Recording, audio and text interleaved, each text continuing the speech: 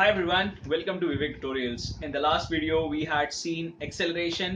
दो टाइप के ग्राफ हमने पढ़े थे, distance time graph and velocity time graph, and उसमें से हमने याद रखना था एक चीज जो कि वेलोसिटी टाइम ग्राफ से अगर हमको डिस्टेंस फाइंड आउट करने बोला है तो हम एरिया कैलकुलेट करते हैं. ठीक है. Now in this video we are suppose to do a derivation. ठीक है. 3 इक्वेशन डिराइव करना है. वो 3 इक्वेशन को हम बोलते हैं इक्वेशंस ऑफ मोशन. ठीक है.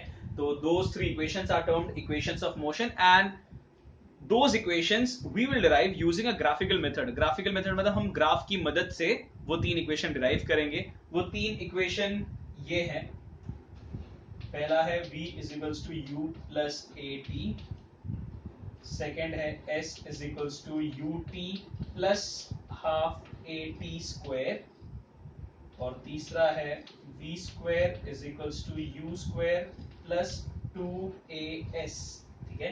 तो हमको इस डेरिवेशन में, जो ऑफ कोर्स काफी बड़ा डेरिवेशन है, तीनों इक्वेशन को अगर इंक्लूड कर लिया जाए तो हमको ये 3 इक्वेशन डिराइव करना है.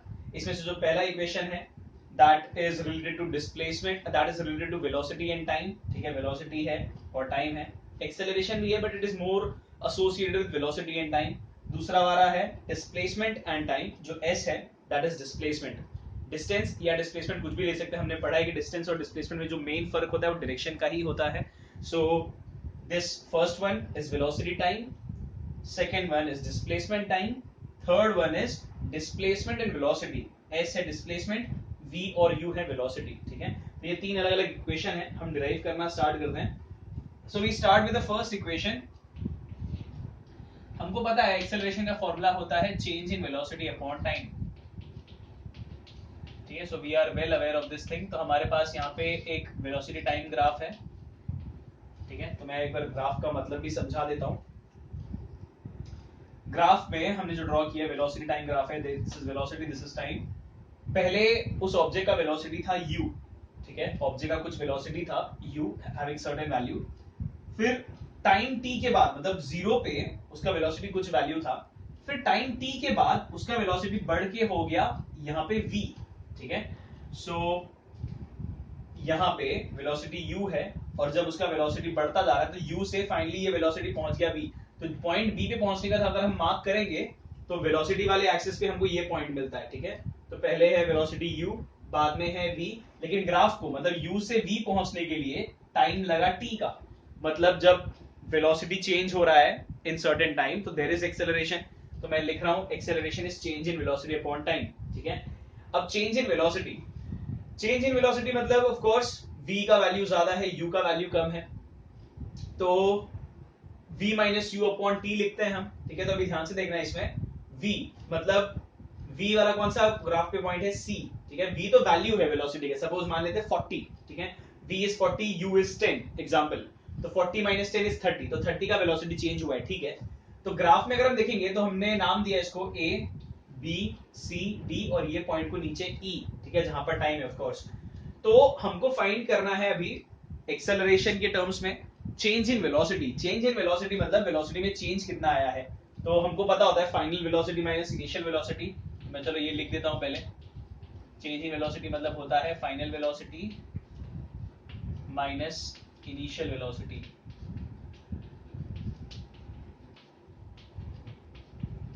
ठीक है. Upon time. फाइनल वेलोसिटी मतलब ये v. ठीक है. तो अब ये v कहां से रहेगा. ये ग्राफ यहाँ पे पॉइंट है o. ठीक है. ये 0 तो वैल्यू है ही but this is more of o. Value तो 0 ही रहने वाला है यहाँ पे, नो डाउट इन दैट. तो v का जो वैल्यू है that is oc. This is o, this is c. तो ये जितना वैल्यू है यहाँ से लेकर यहाँ तक पूरा, ये है v का वैल्यू. ठीक है. जैसे ये 0 है, ये 10 है, ये 20 है, 30 है, 40 है. तो 40 यही हुआ ना, 0 से 40 लेंगे तब 40 होगा. तो चेंज इन वेलोसिटी मतलब फाइनल वेलोसिटी. तो फाइनल वेलोसिटी है OC. तो OC है final velocity minus initial velocity. Initial velocity इतना है, दिस इज OD.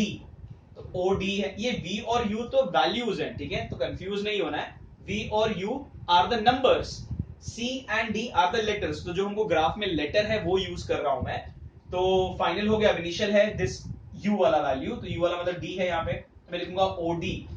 तो OC minus OD upon time लगा चेंज होने को, ग्राफ को u से यहां तक मतलब u से v तक पहुंचने के लिए टाइम t लगा, तो मैं टाइम की जगह लिख रहा हूं t।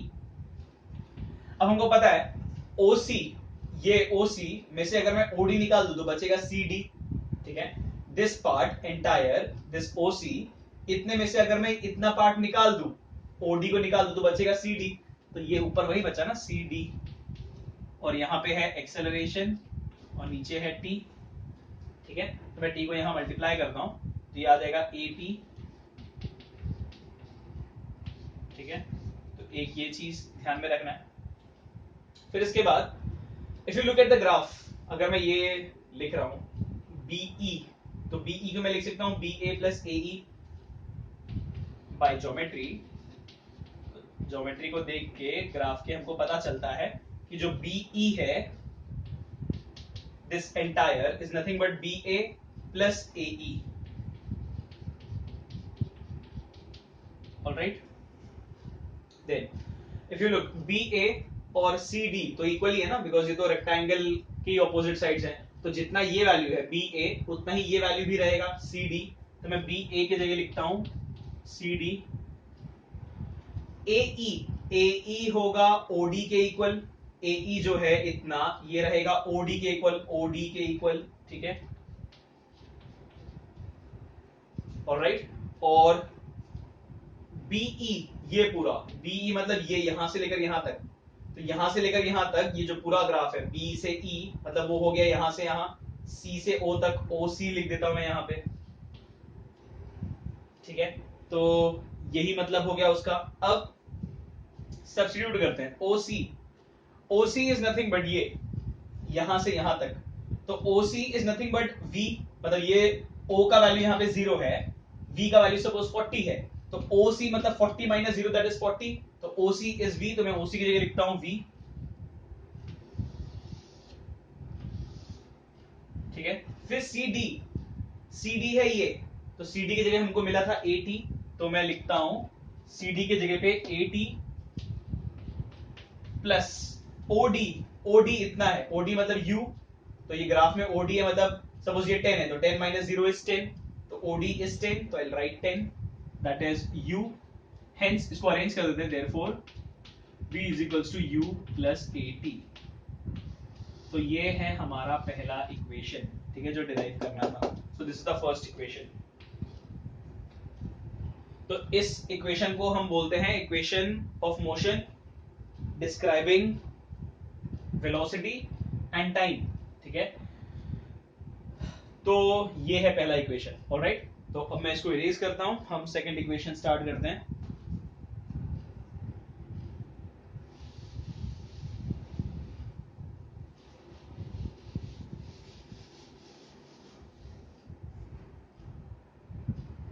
Starting with the second equation. अभी हमको क्या करना है ना, ये वेलोसिटी टाइम ग्राफ है, तो हमको इसमें फाइंड करना है डिस्टेंस, ठीक है। तो फर्स्ट वाला इक्वेशन तो हमने डिराइव कर लिया, जो सेकंड और थर्ड इक्वेशन है ये दोनों, इन दोनों में ही ना हमको डिस्प्लेसमेंट या जो डिस्टेंस होता है वो फाइंड करना है, क्योंकि दोनों में ही S है। S मतलब होता है डिस्प्लेसमेंट, और distance you may call it, but displacement ही बोलते हैं। तो ये दोनों ही इक्वेशन में हमको इस ग्राफ में डिस्टेंस फाइंड करना है या डिस्प्लेसमेंट फाइंड करना है। तो हमको ऑलरेडी पता है जब कभी वेलोसिटी टाइम ग्राफ होता है उसमें डिस्टेंस या डिस्प्लेसमेंट चाहिए तो हम कैलकुलेट करते हैं एरिया, ठीक है। तो ये दोनों ही इक्वेशन डिराइव करने के लिए हम दोनों में एरिया कैलकुलेट करेंगे। डिफरेंस ये है कि इस वाले इक्वेशन में हम एरिया कैलकुलेट करेंगे स्प्लिट करके, ट्राइंगल प्लस रेक्टेंगल, और जो तीसरा इक्वेशन है उसमें फाइंड करेंगे यूजिंग अ ट्रेपीजियम, ठीक है। तो दोनों में एरिया ही फाइंड करना है, लेकिन अलग अलग तरीके से, तभी हमको डिस्प्लेसमेंट मिलेगा। तो सेकंड इक्वेशन स्टार्ट करते हैं। मुझे S चाहिए, दैट इज डिस्प्लेसमेंट। तो डिस्प्लेसमेंट मतलब मुझे ये पूरा एरिया कैलकुलेट करना पड़ेगा, starting right from O D B E, मतलब ये पूरा, if I just shade this, ये पूरा कैलकुलेट करना पड़ेगा, बिकॉज यही ग्राफ के नीचे है पूरा एरिया, ठीक है। बट इसको मैं दो हाफ में फाइंड करूंगा, पहला है ट्राइंगल, दूसरा है रेक्टेंगल, ठीक है। सो S is nothing but area of quadrilateral ODBE, ODBE, ठीक है। इसको हम स्प्लिट करके फाइंड करेंगे तो एरिया ऑफ पहला आएगा ट्राइंगल, आई टेक BAD, एक ट्राइंगल आ गया BAD plus area of rectangle DAEO, DAEO, ठीक है। नाउ हाफ इनटू, ट्राइंगल का एरिया होता है half into base into height, तो हाफ इनटू बेस, ट्राइंगल का बेस ये है AD, ये बेस है ट्राइंगल का, बेस इनटू हाइट, ट्राइंगल का हाइट ये है AB, this is the height, bracket में डाल देना है इसको। नेक्स्ट रेक्टेंगल, रेक्टेंगल का एरिया होता है लेंथ इनटू ब्रेड्थ, तो रेक्टेंगल का लेंथ ये ले लो, AD लो या OE लो, एक ही बात है बिकॉज ऑपोजिट साइड्स इक्वली होते हैं, तो आई एम टेकिंग AD, तो ये लेंथ हो गया AD into breadth is this, AE लो या OD लो, चलेगा, मैं AE ले लेता हूं, दोनों सेम ही है, वैसे भी फर्क नहीं पड़ेगा, दोनों में से कुछ भी ले सकते हैं, ठीक है। नाउ हाफ इनटू AD, ये यहां से यहां, जो कि इसके बराबर है, बट न्यूमेरिकली ये वैल्यू तो टाइम होना चाहिए ना, मतलब यहाँ पे वैल्यू होगा 0 और यहाँ पे सपोज लग गए 30 सेकेंड्स, तो ये 0 से 30 मतलब ये जो वैल्यू होगा वो 30 सेकेंड्स के बराबर है, तो जैसे एक नंबर बता रहा हूं मैं, तो AD is nothing but equal to OE is nothing but equal to time, तो मैं AD की जगह लिखूंगा टाइम, बिकॉज AD ही तो वो टाइम जितना लेंथ है, ठीक है, into AB, AB is this, AB ये है इतना, दैट इज CD, ठीक है। और हमने इफ यू रिमेंबर इसके पहले जो हमने इक्वेशन डिराइव किया था, तो AB is nothing but equal to CD, because graph के हिसाब से दिख रहा है वो, और CD था 80 जो हमने स्टार्टिंग में डिराइव किया था, CD was turning out to be 80, तो मैं यहां पे लिख देता हूं AB की जगह पे 80, ठीक है, प्लस AD, अगेन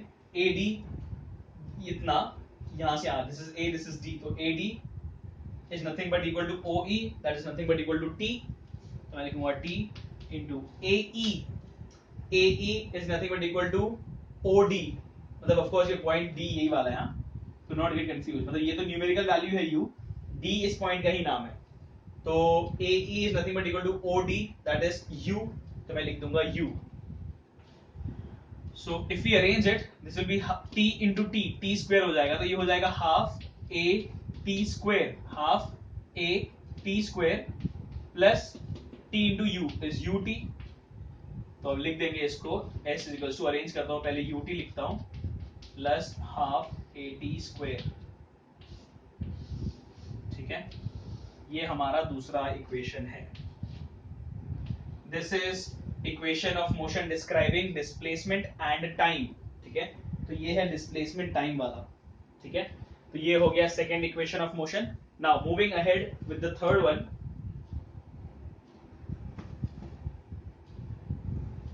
थर्ड वाले में भी हमको एरिया ही कैलकुलेट करना है, लेकिन डायरेक्टली ट्रेपीजियम का, ना कि स्प्लिट करके, ठीक है। सो अगेन वही होगा थर्ड वाले में, I erase this, I right 3, area of quadrilateral ODBE, वही नाम है, बट अब ये ट्रेपीजियम है, तो ट्रेपीजियम का फॉर्मूला आता है half into sum of the parallel sides into height, तो half into sum of the parallel sides, parallel sides of course trapezium अगर मैं हाईलाइट करूं, मैं इतने पार्ट पे ऐसे हाईलाइट कर देता हूं ताकि तुमको समझे कि ट्रेपीजियम किस चीज की बात कर रहा हूं, मैं जो डिजाइन कर रहा हूं वो ट्रेपीजियम है पूरा, ठीक है।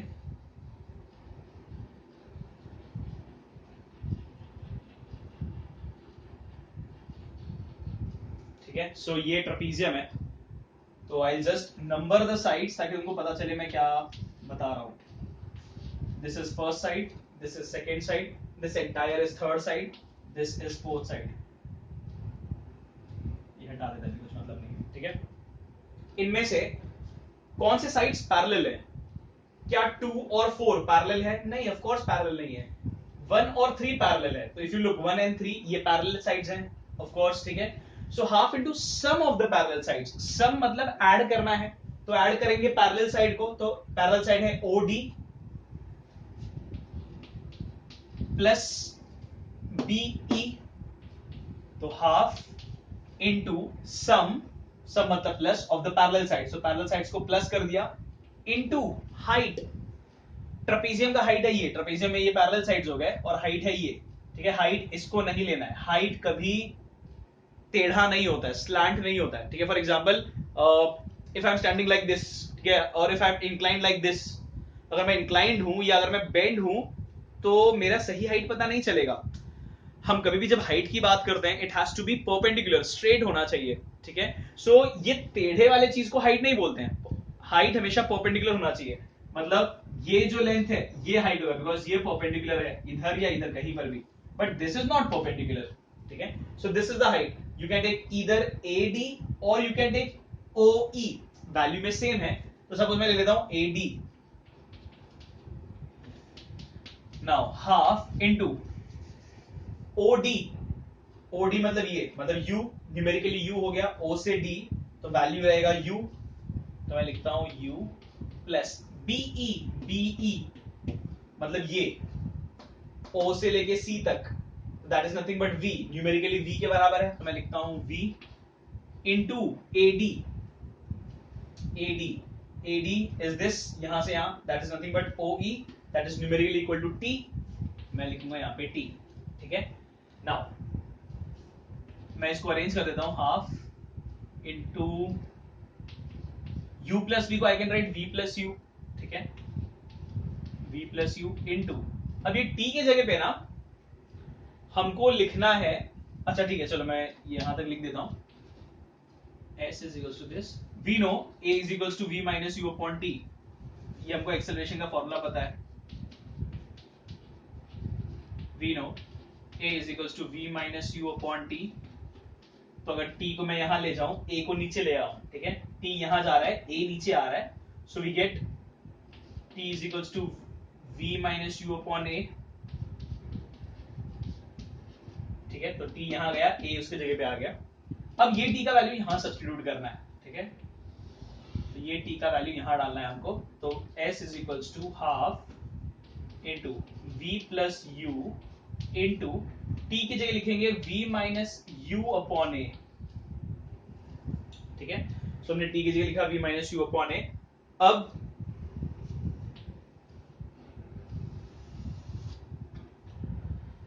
S is equals to, numerator में है V प्लस U और V माइनस U, न्यूमरेटर में है V plus U V minus U, तो मैं लिखता हूं S is equals to V plus U V minus U upon, नीचे है ये हाफ वाले का 2 नीचे है और A है, तो 2A, ठीक है।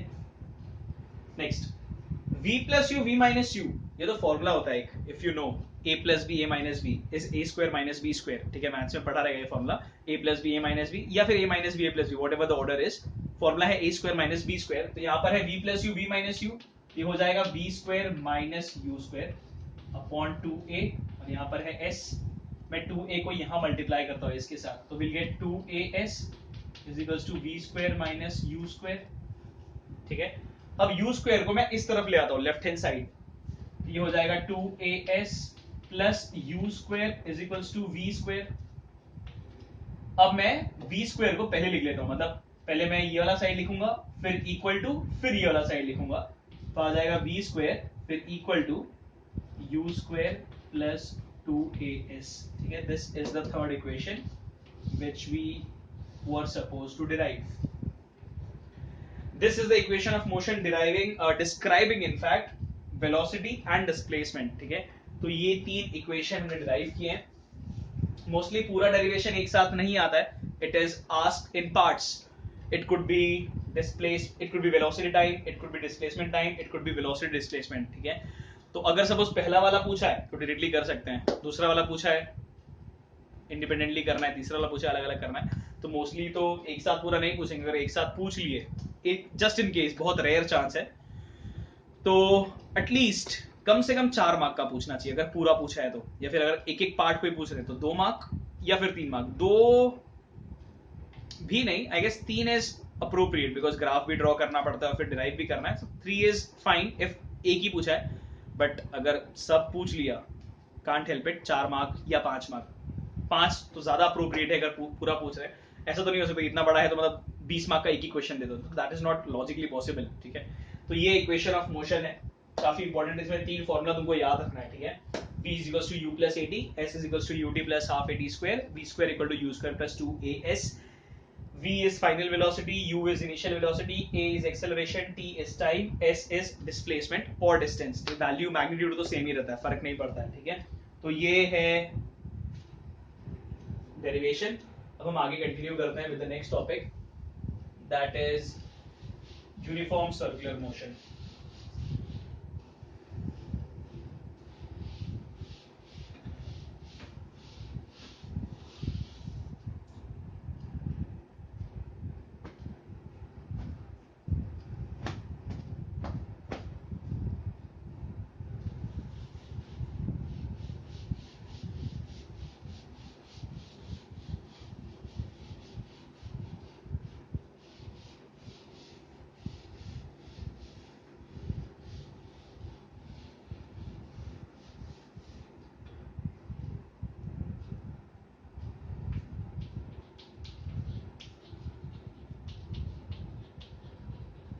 Uniform circular motion.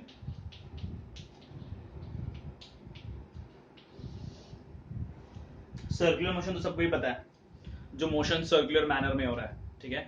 So the motion which is being performed in a circular manner is called a circular motion. Uniform circular motion का मतलब है वो सर्कुलर मोशन जिसमें स्पीड कांस्टेंट है, ठीक है। वो सर्कुलर मोशन जिसमें स्पीड कांस्टेंट है। सपोज ये चौक, ये सर्कुलर मोशन तो कर रहा है, बट अगर मैं फास्ट करूं फिर स्लो करूं फिर फास्ट करूं फिर स्लो करूं तो this is not uniform circular motion. But अगर इसका स्पीड कांस्टेंट रखूं, ठीक है, तो ये सर्कुलर मैनर में भी घूम रहा है और सेम स्पीड से घूम रहा है, तो दैट सर्कुलर मोशन जिसमें स्पीड कांस्टेंट होता है उसको बोलते हैं यूनिफॉर्म सर्कुलर मोशन। तो यूनिफॉर्म स्टैंड्स फॉर, हमने पढ़ा है uniform motion, if you remember, uniform motion मतलब सेम टाइम में सेम डिस्टेंस कवर, वो तभी होता है जब स्पीड कांस्टेंट होता है। तो वैसे ही यूनिफॉर्म सर्कुलर मोशन मतलब जब स्पीड कांस्टेंट होता है, एक ही स्पीड से कोई ऑब्जेक्ट सर्कुलर मोशन परफॉर्म करे, so that is uniform circular motion, ठीक है। अब हमको डिस्कस करना है यूनिफॉर्म सर्कुलर मोशन में स्पीड तो चलो कांस्टेंट है, बिकॉज स्पीड अगर चेंज होता रहा, कभी स्पीड बढ़ रहा है स्पीड कम हो रहा है, तो दैट इज नॉट यूनिफॉर्म, तो स्पीड तो कांस्टेंट है, डन। डायरेक्शन क्या होता है सर्कुलर मोशन में? तो सर्कुलर मोशन में डायरेक्शन कैसा है वो समझने के लिए हम पढ़ते हैं अलग अलग shapes. Suppose if I have a triangular path, then I have a square path, then suppose I have a pentagonal path, or suppose if I have a hexagonal path.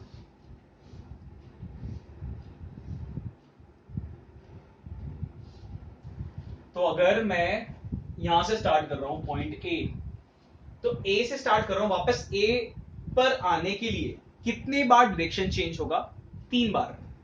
पहला डायरेक्शन चेंज मैंने यहां से start किया, this is 1, फिर direction change हुआ 2, फिर वापस से डायरेक्शन चेंज हुआ 3। तो 3 साइड्स हैं तो 3 बार डायरेक्शन चेंज हो रहा है। सिमिलरली अगर मैं ए से यहां स्टार्ट करूं तो पहला डायरेक्शन ये, दूसरा डायरेक्शन चेंज ये, तीसरा डायरेक्शन चेंज ये, चौथा डायरेक्शन चेंज ये। इसमें बात करूं, पहला डायरेक्शन चेंज ये, फिर मैं इधर आके डायरेक्शन चेंज करूंगा 2, फिर वापस से टर्न लूंगा 3, वापस से 4, वापस से 5। सिमिलरली इधर से स्टार्ट किया तो 1 2 3 4 5 6। तो मतलब एज यू कैन ऑब्जर्व जितना नंबर ऑफ साइड्स बढ़ते जाएगा, तो the number of times I am changing my direction is also increasing. 3 face था या 3 साइड था तो 3 बार डायरेक्शन चेंज हुआ, 4 साइड है तो 4 बार चेंज हुआ, 5 साइड है तो 5 बार चेंज हुआ, 6 साइड है तो 6 बार चेंज हुआ। ऐसे अगर बहुत सारे साइड्स हो, ठीक है, इनफाइनाइट साइड्स हो, तो इनफाइनाइट टाइम्स डायरेक्शन चेंज होने वाला है। और इनफाइनाइट टाइम्स डायरेक्शन चेंज हो रहा है मतलब अगर suppose if I have something which continuously changes direction, ठीक है, मतलब ये कैसा होगा, एक एक पॉइंट, अभी कैसा था, थोड़ा कुछ ट्रैवल किया फिर डायरेक्शन चेंज, थोड़ा ट्रैवल किया फिर डायरेक्शन चेंज, थोड़ा ट्रैवल किया फिर डायरेक्शन चेंज। लेकिन अगर सपोज एक एक पॉइंट पे डायरेक्शन चेंज हो, मतलब कैसा होगा, थोड़ा चला फिर डायरेक्शन चेंज, फिर थोड़ा डायरेक्शन चेंज, फिर डायरेक्शन चेंज, तो हर थोड़े थोड़े पॉइंट पे डायरेक्शन चेंज होते होते we will eventually get a circle, ठीक है।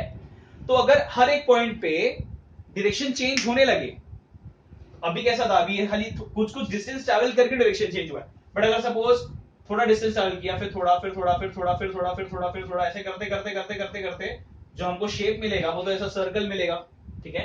तो सर्कल वो शेप होता है जिसमें हर पॉइंट पे डायरेक्शन चेंज होता है, ठीक है। So at every point the direction on the circle is changing, ठीक है। तो अब यहां पे हम डिस्कस करते हैं, जब सर्कुलर मोशन की हम बात कर रहे हैं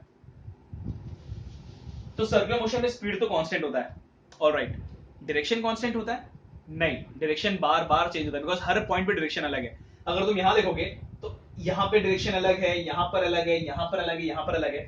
तो वैसे ही सर्कल पे हर एक पॉइंट पे डायरेक्शन अलग होता है। स्पीड कांस्टेंट है, डायरेक्शन चेंज हो रहा है। हमने पढ़ा था वेलोसिटी को चेंज करने के 3 तरीके होते हैं। Velocity is nothing but speed and direction. तो वेलोसिटी को चेंज करने के लिए we can change either speed, either direction और बोथ। तो यूनिफॉर्म सर्कुलर मोशन में स्पीड तो कांस्टेंट है, तो स्पीड चेंज नहीं हो रहा है, लेकिन डायरेक्शन तो बार बार चेंज होता है, और डायरेक्शन बार बार चेंज होने की वजह से वेलोसिटी चेंज होता है, ठीक है। सो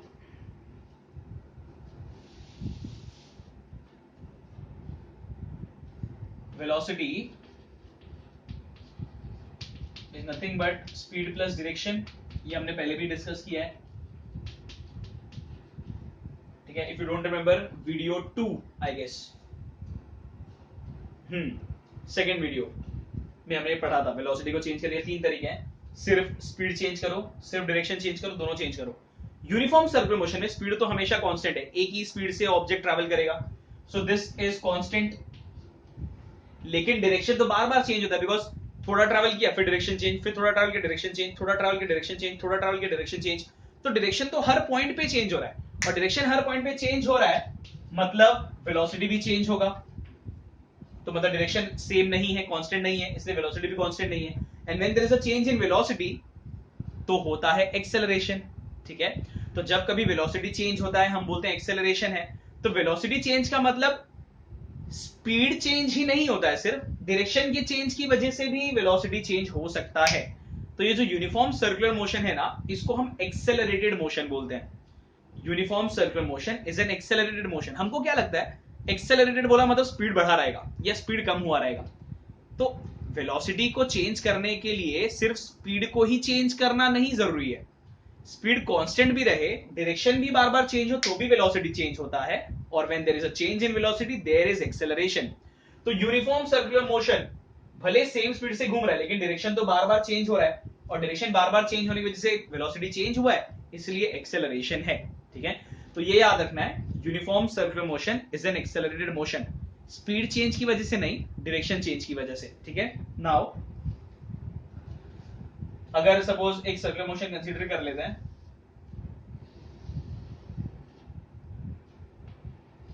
पॉइंट ए से मैं स्टार्ट कर रहा हूं, पॉइंट ए से घूम के वापस से पॉइंट ए आने में, ठीक है, मतलब मैंने सर्कल का एक सर्कमफरेंस कंप्लीट कर लिया है। I am starting from point A and then I am returning to point A. तो मतलब सर्कल का मैंने एक राउंड किया, so distance travelled is nothing but equal to circumference of the circle. We already know speed equal to distance upon time होता है, ठीक है, हमने ऑलरेडी पढ़ा है इस चैप्टर में, speed is distance upon time. तो यहाँ स्पीड का वैल्यू हम ले लेते हैं v, नथिंग बट वेलोसिटी, ठीक है। डिस्टेंस कितना कवर हो रहा है, सर्कमफरेंस के बराबर। सर्कमफरेंस का फॉर्मूला होता है 2 पाई r, ये r है nothing but radius of this circular path. तो ये जो है वो रेडियस है 2 पाई r, और टाइम है t,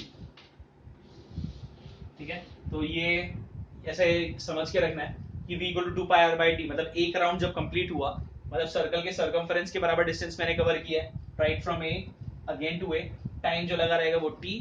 तो ये वेलोसिटी या स्पीड का फॉर्मूला है, ठीक है। तो ये ध्यान में रखना है, और एक चीज ये समझना है कि यूनिफॉर्म सर्कुलर मोशन में स्पीड हमेशा कांस्टेंट रहता है, चेंज होता है डायरेक्शन, क्योंकि सर्कल के हर पॉइंट पे डायरेक्शन अलग अलग होता है, और इसलिए जो यूनिफॉर्म सर्कुलर मोशन है वो एक्सेलरेटेड मोशन है। एक्सेलरेटेड है मतलब एक्सेलरेशन हो रहा है, एक्सेलरेशन हो रहा है मतलब स्पीड नहीं बढ़ रहा है, डायरेक्शन चेंज हो रहा है, ठीक है। तो इसके कुछ एग्जांपल्स हम ले सकते हैं।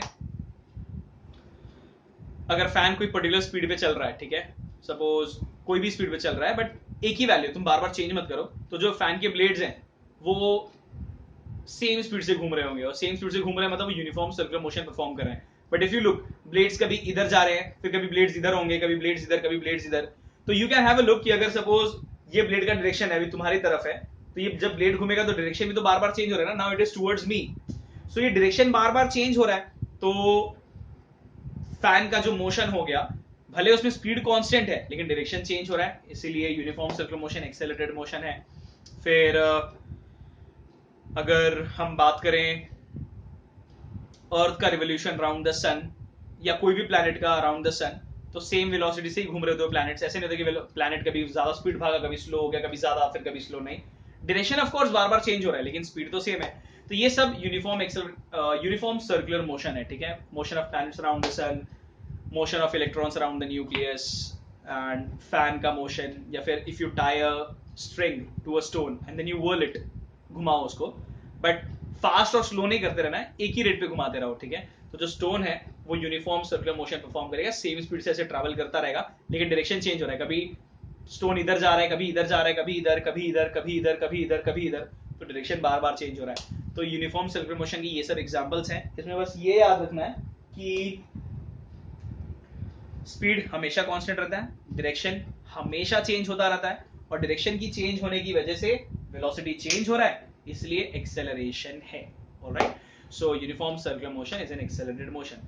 तो हमने यहां तक किया यूनिफॉर्म सर्कुलर मोशन. इसके बाद जो टॉपिक है डायरेक्शन डिटरमिन करना है यूनिफॉर्म सर्कुलर मोशन में, and then will start with the 3 laws. ठीक है, Newton's first, second and third law of motion. तो वो हम नेक्स्ट वीडियो में करेंगे. तो जो भी हमने यहाँ तक पढ़ा है अच्छे से रीड करके रखो. ठीक है, if you have any doubt you may watch the video again. In the next video we will continue with the chapter. All right, so that's it for this video. Thank you and bye bye.